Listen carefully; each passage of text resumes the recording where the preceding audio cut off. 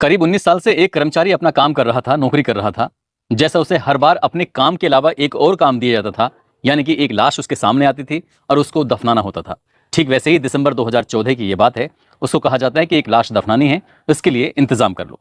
जैसे ही लाश दफनाने की बात आती है, पहले जाता है गड्ढा खोदता है, गड्ढा खोदने के बाद फिर उस लाश को देखता है तो वो देखते ही रह जाता है। दरअसल वो लाश एक लड़की की होती है और उस लड़की के तन पर कोई कपड़ा नहीं था, यानी कि उसने बस एक आध अंडर गारमेंट्स वगैरह पहने हुए थे। और जैसे ही वो उसके करीब जाता है तो देखकर उसकी चीखें निकल जाती हैं। चीख निकलने वाली बात यह थी कि उसके परिवार की एक लड़की जो काफी दिन से गायब थी, उस लड़की को हर जगह तलाशा गया, ढूंढा गया, लेकिन उस लड़की को जो उसने अपनी आंखों से देखा, उसे देखकर ऐसा लग रहा था जैसे उसके साथ कोई गलत काम किया गया है। आखिरकार क्योंकि उसने पहले से ही ये काम करता चला रहा है, इसलिए उसने उस लाश को भी बिल्कुल वैसे ही दफना दिया जैसे अब तक उसने सैकड़ों लाश दफनाई थी। उस लाश को दफनाता है और दफनाने के बाद सीधा घर पहुंचता है, अपनी पत्नी से कहता है कि जितनी जल्दी हो सके अपना सारा सामान तैयार कर लो और तैयार करने के बाद हमें यहां से भागना है। दरअसल अब जो हो गया है, अब इससे ज्यादा हम कर नहीं सकते, हमारे बस की बात नहीं है।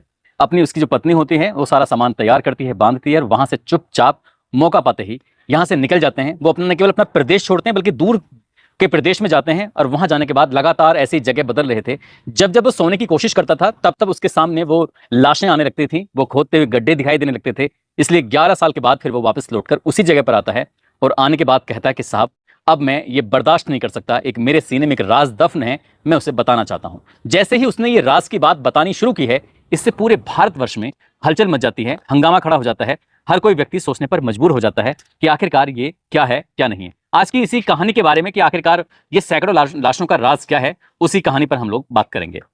आदाब, नमस्कार, सत श्री अकाल। मैं उस्मान सैफी। आज की जो सच्ची घटना मैं आपको सुनाने जा रहा हूं, ये सच्ची घटना है कर्नाटक प्रदेश का एक जिला है दक्षिण कन्नड़। दक्षिण कन्नड़ जिले में एक जगह लगती है धर्मस्थला गांव।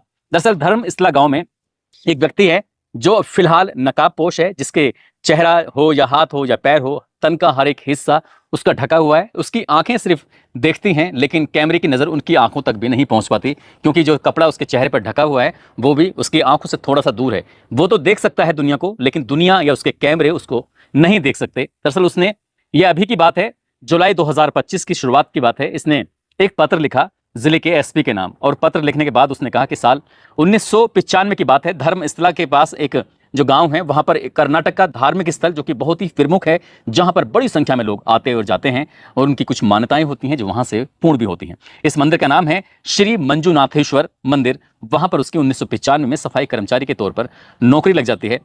और वहीं उसी मंदिर के पास में एक नदी है जिसका नाम है नेत्रवती नदी। दरअसल नेत्रवती नदी में श्रद्धालु स्नान करते हैं, मंदिर में दर्शन करते हैं, और ये लंबे समय से ऐसे चला रहा था। उसको इस नदी के आसपास का जो एरिया है बिल्कुल साफ सुथरा रखना पड़ता है, क्योंकि श्रद्धालु कई बार हो सकता है कि सामान वगैरह फेंक कर चले जाते हैं। इसी हिसाब से पहली बार उसके पास एक काम आता है, अपने काम के अलावा, कि उसे कुछ दफनाना है या फिर यानी कि गड्ढा खोदकर दबाना है। शुरुआत में उसको बताया नहीं गया था, लेकिन उसने ऐसा अंदाजा लगाया कि जो लाश आई है दरअसल या तो वो नदी में डूब गया होगा या फिर उसने किसी वजह से अपनी जान दे दी होगी। और इस तरह के जो मामले होते हैं कई बार छुपाने की कोशिश करते हैं। तो शुरुआत में उसने ऐसे गड्ढा खोदा, उसने दबा दिया। इस तरह से एक शुरुआत थी, और शुरुआत होने के बाद साल दर साल बीतते चले जाते हैं और ऐसे ही करते करते वो लाशें आती हैं। लाशों कई बार खासकर महिलाओं की लाश होती थी, खासकर लड़कियों की लाशें होती थी, पुरुषों की तो सिर्फ इक्का दुक्का ही लाश होती थी। इस तरह से उसने गड्ढे खोदे, दफनाना शुरू कर दिया। लगातार ऐसे ही करता चला जाता है 19 साल तक।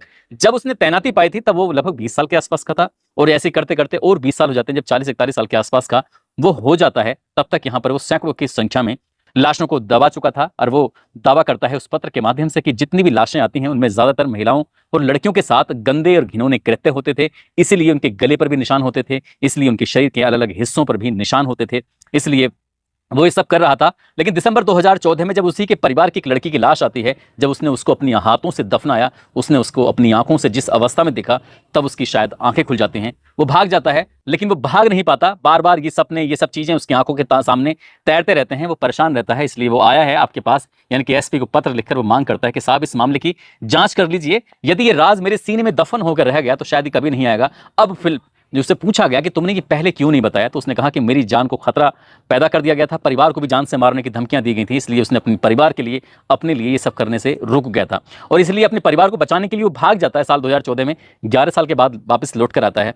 अब चाहे उसे कुछ भी हो जाए, वो डरना नहीं चाहता, वो आगे इस लड़ाई को लड़ना चाहता है। और ये लड़ाई अगर उसे कुछ हो भी जाता है तो कम से कम इसकी लड़ाई को अब बहुत सारे लोग लड़ने को तैयार भी हो जाएंगे। एसपी ने इस पत्र को लिया और पत्र को लेने के बाद आखिरकार इस मामले को गंभीरता से लिया। साथ ही इस पत्र में ये लिखा हुआ था कि मैं इसमें किसी के भी नामों का उल्लेख नहीं कर रहा हूं, क्योंकि वो लोग बड़े पावरफुल हैं और जब वक्त आएगा तो मैं उन सब लोगों के नाम भी ले दूंगा, मुझे कोई दिक्कत नहीं है। अगर जब पुलिस की जांच होगी, जब सब जो लाशें के कंकाल जो भी मिलेंगे इसके अंदर, उनके बाद उनका जो अंतिम संस्कार उनके रीति रिवाज के हिसाब से होगा, तब शायद वो चैन की नींद सो सकता है और उसे फिर आराम मिलेगा। इस तरह की बातें होती हैं। 4 जुलाई 2025 को उस पत्र के आधार पर आखिरकार एफआईआर दर्ज कर ली जाती है और जैसा ये एफआईआर दर्ज होती है तो फिर सोशल मीडिया पर यह मामला बहुत तेजी के साथ सुर्खियों में आने लगता है।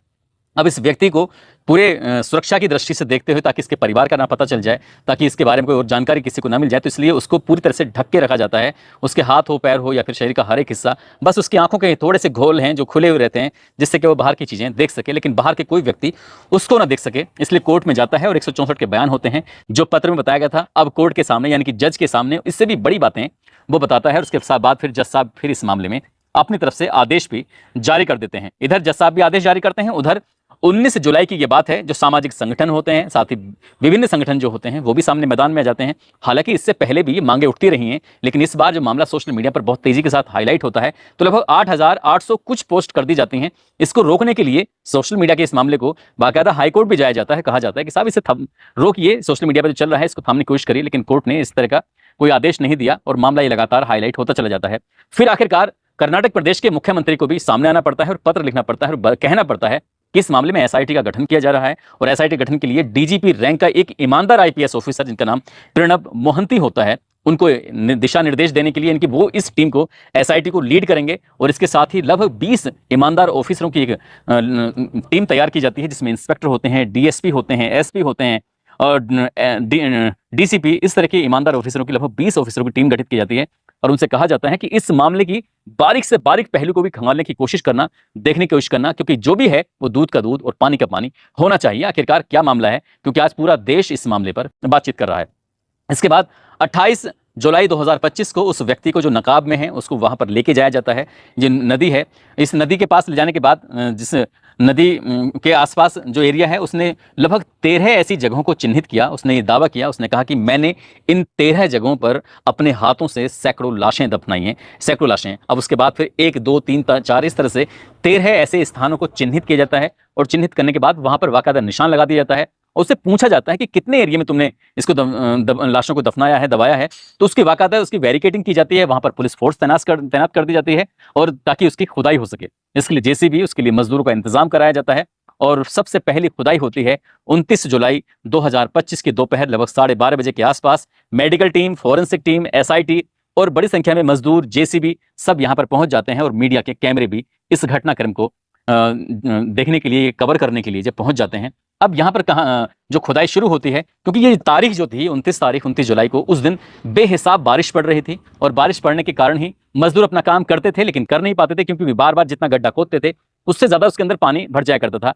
लगभग 6 घंटे तक खुदाई का काम चलता है। बस पहले ही जहाँ स्थान चिन्हित किया गया था नंबर 1, उसको ही खोदा जाता है, उस साइड पर जाया जाता है, लेकिन वहां पर कुछ भी नहीं मिलता क्योंकि पहला दिन था और बहुत ज्यादा काम जुड़ भी नहीं पाया था। आखिरकार पहले दिन खाली हाथ लौटकर वापस आते हैं और अगले दिन यानी कि 30 जुलाई 2025 को फिर से खुदाई शुरू हो जाती है, लेकिन उस दिन बारिश कम थी, इसलिए site number 2, site number 3, site number 4, site number 5 जगह पर खुदाई होती है। और जब लगातार खुदाई हो रही थी तो वहां पर भी कुछ ज्यादा कुछ खास मिलता नहीं है। हालांकि एक ब्लाउज मिलता है, एक एटीएम कार्ड मिलता है और एक पैन कार्ड मिलता है। अब इस मामले की जांच पड़ताल की जाती है और जांच पड़ताल करने के बाद कि आखिरकार ये पैन कार्ड किसका है, तो ये पता चलता है कि पैन कार्ड और एटीएम कार्ड जो होता है वो बेंगलुरु के एक नेल मंगला एक जगह लगती है और नेल मंगला के पास ही डबो से एक जगह लगती है। वहां की रहने वाली एक महिला जिसका नाम सिद्ध लक्ष्मा होता है, उसका एटीएम होता है और उसका बेटा जिसका नाम सुरेश होता है, उसका पैन कार्ड होता है। अब पुलिस की टीम उसके घर पे पहुंचती है नेल मंगला के डबोस में। वहां जाने के बाद ये पता करने की कोशिश कर रही थी कि आखिरकार क्या मामला था, तो पता चलता है कि सुरेश की मौत हो चुकी है। लेकिन सुरेश इतनी दूर उसका ये एटीएम कार्ड और उसकी माँ का जो कार्ड था, जो माँ का था एटीएम कार्ड था, बेटे का पैन कार्ड, इतनी दूर यहाँ पर क्या कर रहा है। तब उनसे जब पूछने से, पड़ताल करने से पता चलता है क्यों इसकी जो माँ है सिद्ध लक्ष्मा, दरअसल वो अभी जिंदा है लेकिन थोड़ी बीमार रहती है। वो कहती है कि 5 साल पहले उसका बेटा वहाँ गया था और बेटे को शराब पीने की बहुत ज़्यादा आदत थी। धर्मशाला में उसने दर्शन भी करने थे और साथ ही जो नदी थी उस नदी में उसको वहाँ जाने के बाद स्नान करना था और वहीं पर उसका बेटा ही बताता है कि एटीएम कार्ड और पैन कार्ड उसके जरूरी कागजात थे, वहीं कहीं गिर जाते हैं। उसने ढूंढने की तमाम कोशिश की लेकिन नहीं मिल पाए। आखिरकार साइट 2 पर जो ये ब्लाउज, एटीएम और पैन कार्ड मिलता है उसकी हकीकत भी सामने आ जाती है। उसके बाद 31 जुलाई को फिर से जेसीबी मशीन और जो ये मजदूर होते हैं ये सब पहुंच जाते हैं और साइट 6 नंबर की खुदाई शुरू हो जाती है। दरअसल जेसीबी का जो इस्तेमाल किया जा रहा था वो ऊपरी मिट्टी की जो ऊपरी सतह होती है उसको खोदने के इस्तेमाल में किया जा रहा था। उसके बाद फिर मजदूर अपने फावड़े से या उनके पास जो भी इक्विपमेंट थे उन इक्विपमेंट से खुदाई वगैरह शुरू होती है। उसके बाद पता चलता है कि वाकई सचमुच वहां पर कंकाल निकलने शुरू हो जाते हैं। लगभग मानव के 25 हड्डियां वहां पर निकलती हैं, जिसमें 2 जांघों की हड्डियां होती हैं, 5 दांत होते हैं, जबड़े होते हैं। इस तरह से अब उन्हें कहा जाता है कि आप फावड़े वगैरह का इस्तेमाल नहीं करेंगे, आप आराम से इसकी खुदाई करना। उन्होंने हाथों से एक एक हड्डी को बड़े निकाला और निकालने के बाद उससे फॉरेंसिक जो टीम थी उसके हवाले किया। फॉरेंसिक टीम ने फॉरेंसिक लैब में भेजा ये पता करने के लिए कि आखिरकार मामला क्या है, कि ये क्या पुरुषों की कंकाल हैं या किसी महिला के या किसी लड़की के, क्योंकि इससे उम्र का भी पता चल जाता है और उसके ये कौन सा जेंडर है, महिला या पुरुष, उसका भी पता चल जाएगा। साथ ही इसके मौत का कारण का भी पता चल जाएगा कि आखिरकार ये नेचुरल मौत है या फिर इसको मारा गया है या फिर कोई और वजह है। तमाम इस पहलुओं की जांच पड़ताल करने के लिए आखिरकार अभी लगभग 15 से 20 दिन में इसकी शायद रिपोर्ट आएगी। और इसके अलावा फिर जो टीम ने फिर अगले दिन यानी कि 1 अगस्त 2025 को फिर से खुदाई करने के लिए टीम पहुंच जाती है और 7 नंबर साइट और 8 नंबर साइट इन दोनों जगह की खुदाई होती है, लेकिन वहां खुदाई के बाद पता चलता है कि वहां पर ऐसा कुछ नहीं मिलता। अब ऐसी स्थिति में जब ये एक्सपर्ट लोगों से बातचीत की जाती है कि जिस व्यक्ति ने शिकायत की है इन शिकायतों के आधार पर कितनी सच्चाई है कि नहीं है, तब वो एक्सपर्ट कहते हैं कि ये नदी का किनारा है और नदी का किनारा होने की वजह से अभी बात कम से कम 11 साल बाद तो वो खुद शिकायत कर रहा है और पिछले 19 साल से उसने ये काम किया था, साल 1995 से साल 2014 तक। इस बीच में जो लाशें थीं, लाश तो गली ही गई होंगी पूरी तरह से, लेकिन जो हड्डियां हैं वो वहां पर कुछ नमी होने की वजह से शायद हड्डियां भी पूरी तरह से गल गई होंगी। इसलिए इस मामले की अभी जांच करना बहुत उच्च स्तरीय जरूरी है। हालांकि जितनी जगह पर खुदाई की गई है वहां पर सिर्फ 6 नंबर साइट पर ही कुछ कंकाल मिले हैं, बाकी साइटों पर नहीं मिले हैं। लेकिन ये भी दावा किया जा रहा है कि 9 site number 9, site number 10, site number 11, 12 और 13 ये बहुत इंपॉर्टेंट जगह हैं, क्योंकि ये नदी से थोड़ा दूरी की स्थिति पर है। अब दूरी की स्थिति पर तो यहाँ पर नदी का जो पानी का असर है वो शायद यहाँ पर उतनी मात्रा में नहीं होगा। इसलिए यहाँ पर उम्मीद ये बताई जा रही है कि सबसे ज़्यादा लाशें भी यहीं पर दफनाई गई हैं। अब इसके बाद जो खुदाई होगी तो उससे आखिरकार पता चल ही जाएगा। साथ ही 2 अगस्त 2025 को भी जो खुदाई की जाती है तो पता चलता है कि 9 और 10 जो साइट थी वहां पर भी कुछ नहीं मिलता। अब सिर्फ 11, 12 और 13 ये 3 साइट बची हैं। इन 3 साइट का क्या होगा क्या नहीं। लेकिन इसी बीच में यानी कि जब ये शिकायतों का दौर चल रहा था तभी एक महिला जिसका नाम सुजाता भट्ट होता है, जो कि 15 जुलाई को एक शिकायत लेकर पहुंचती है, जो सीबीआई में पूर्व स्टेनोग्राफर भी होती हैं। वो कहती हैं कि उनकी बेटी मणिपाल से वो मेडिकल की पढ़ाई कर रही थी, प्रथम वर्ष की छात्रा होती है और धर्मस्थला में साल 2003 में दर्शन करने के लिए जाती हैं और उसकी बेटी अचानक से गायब हो जाती है। हालांकि उसने उस वक्त एफआईआर दर्ज कराने की कोशिश की थी, लेकिन उसकी कोई एफआईआर दर्ज नहीं होती है, जिसकी वजह से उसे काफी दिक्कत परेशानी होती है। उसने फिलहाल पत्र लिखकर यह कहा है कि उसकी बेटी की जो अवशेष हैं उनको ढूंढने की कोशिश की जाए, उसका पता लगाने की कोशिश की जाए कि आखिरकार उसकी जो बेटी है कहाँ है और कहाँ नहीं है। इसी बात का पता लगाने की लगातार कोशिश की जा रही है। एक तरफ तो अफवाहों का दौर शुरू हो जाता है, सोशल मीडिया पर तमाम तरह की बातें शुरू हो जाती हैं, सोशल मीडिया की आवाज़ों को दबाने की भी कोशिश की जाती है। दूसरी तरफ पुलिस का एक अधिकारी होता है जो फिलहाल आरटीआई एक्टिविस्ट होता है, जो राइट टू इन्फॉर्मेशन, वो लगातार नज़दीकी पुलिस स्टेशन यानी कि धर्मस्थला से शिकायतें कर रहा था, आरटीआई से मांग रहा था, जिसका नाम होता है अधिकारी का गिरीश मत्तो नावर। वो लगातार कह रहा है कि अभी तक जो लाशें यहाँ पर हैं उसके बारे में जानकारी आप जो भी इकट्ठा कर सकते हैं बताइए। उसने हर एक बार आरटीआई मांगी तो उसे आरटीआई के माध्यम से कुछ भी सूचनाएं उपलब्ध नहीं कराई जा रही हैं। हाँ, तो तब हो जाती है जब नज़दीकी पुलिस स्टेशन में जो भी रिकॉर्ड होते हैं वो सब गायब हो जाते हैं। इसलिए उसका दावा यह है अधिकारी का कि यहाँ पर 100-150 नहीं बल्कि लगभग 500 लाशें मिलेंगी आपको। इसलिए जब उसने शिकायत की है तब उसे या तो मानहानि का केस उस पर ठोक दिया गया है, करोड़ों रुपए उसके के नोटिस भेजे जा रहे हैं, उसको बेवजह परेशान किया जा रहा है। जब उसका फोटो सोशल मीडिया पर आता है तो बताया जाता है कि इतना ऊंचा गट्ठर जो उसके पास नोटिसों का आ चुका है। यानी कि जो भी लोग हैं इस पूरी कहानी के पीछे वो वाकई बहुत ताकतवर हैं और इसकी सच्चाई के लिए वो जांच भी कराने की बात करता है। ऐसे ही कर्नाटक प्रदेश के एक पूर्व डीजीपी होते हैं, वो कहते हैं कि ये वाकई अपने आप में बड़ी हैरान करने वाली बात है कि इस मामले में न केवल इस मंदिर के आसपास के ये जांच की जानी चाहिए, साथ ही जो पुलिस स्टेशन में 1995 से लेकर बल्कि उससे पहले से लेकर आज तक जो भी यहाँ पर तैनात रहा है, हर एक व्यक्ति से, हर एक अधिकारी से पूछताछ होनी चाहिए कि आखिरकार उसका क्या रोल रहा है। क्या पहले भी शिकायतें जरूर आती रही होंगी गायब होने की, गुमशुदा होने की, लेकिन उन्होंने अपनी तरफ से क्या कार्रवाई की, क्या नहीं की, ये वाकई बड़ा सवाल है। और इस मामले में ये भी इसमें एक बात बताई जाती है, जब हमने रिसर्च किया तो पता चलता है कि यह मंदिर तो हिंदुओं का है, लेकिन एंग्लो और मैसूर युद्ध के दौरान इस मंदिर की जो भी प्रशासनिक की ताकत थी वो जैनियों के हाथ में आ जाती है, वही इसका पूरा बागडोर संभालते हैं। हालांकि बाकी जो काम होते हैं वो हिंदू रीति रिवाज के हिसाब से ही होते हैं, लेकिन इसके पीछे अभी क्या सच्चे है क्या नहीं है अभी मामले की जांच पड़ताल की जा रही है। लेकिन जैसे ही उस नकाबपोश उस सफाई कर्मचारी ने पत्र लिखकर अपनी पूरी कहानी, पूरी दास्तां बयां की है, उससे पूरे भारतवर्ष में चर्चा का विषय बन गया है कि एक जगह पर वहां लड़कियों का शोषण भी होता था, बलात्कार जैसी घटनाएं होती थी, और न केवल उनके साथ ऐसा होता था बल्कि उनकी हत्या करने के बाद उनको वहां पर दफना दिया जाता था, जला दिया जाता था। वो खुद व्यक्ति जो नकाबपोश है वो कम से कम 200 ऐसे शवों को दफनाने का दावा कर रहा है। कितना सच है कितना नहीं है इसकी एसआईटी जांच कर रही है, और एसआईटी का के ऊपर दावा ये किया जा रहा है कि जितने वो कुछ भी हो जाए लेकिन वो अंदर की चीज़ों को जरूर खोदकर बाहर